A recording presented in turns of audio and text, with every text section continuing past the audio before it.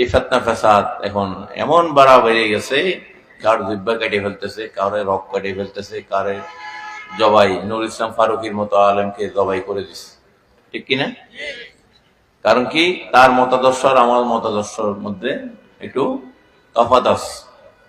সে এইভাবে মানে, আমি ওইভাবে মানি, এইটা হচ্ছে তার জন্য কালো। ইসলাম কি আমাদেরকে এইটা অনুমোদন দিছে? হ্যাঁ, মতের একটু অমূল্য হইলে তার জবা করে দেওয়া, তার জিহ্বা কেটে ফেলা, তার রক কেটে ফেলা, এটা কি কোনো মুসলমানের কাজ? এটা তো বেদিনের কাজ, কাফেরের কাজ, ঠিক কিনা? এগুলো মুশরিকদের কাজ, একজন ইমানদারের কাজ এগুলো হইতে পারে না। তো এইগুলা আখিরের জামানের নিদর্শন। নামাজ পড়বে, ঘুষ খাবে, নামাজ পড়বে, সুদ খাবে। এই নামাজি এই সুদখোরকে আবার মসজিদ কমিটির সভাপতি বানাবে, টাকা বেশি দিচ্ছে এই জন্য।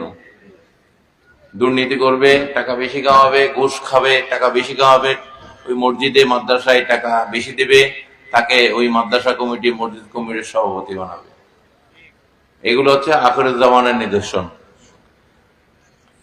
মাওলা আলী শেরখুদা এই আখিরের জামান কিয়ামতের পূর্বের লক্ষণ বলেছে, জ্ঞানী গুণী ইমানদাররা তারা ভেগে যাবে সমাজের বিভিন্ন জায়গা থেকে, পথ থেকে।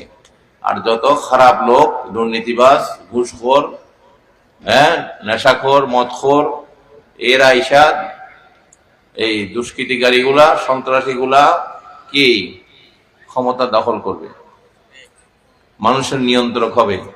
যে চেয়ারম্যানের নিজের চরিত্র নেই, সে আরেকজনের চরিত্রের সার্টিফিকেট দেবে।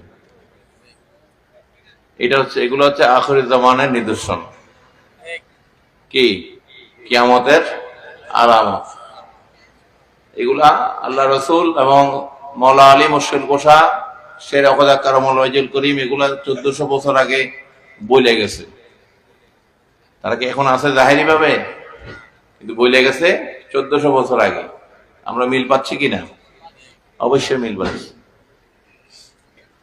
এগুলার থেকে, আল্লাহর আযাব গজব থেকে মুক্তি পেতে চাইলে আমাদের তওবা, ক্ষমা চাওয়া ছাড়া কোনো উপায় নাই। ফিতনা ফাসাদ এই যে বেড়ে যাচ্ছে, আল্লাহ যদি এদের হেদায়েত নসিব না করে, তাহলে কপালে দুঃখ ছাড়া আর কোনো কিছু নাই।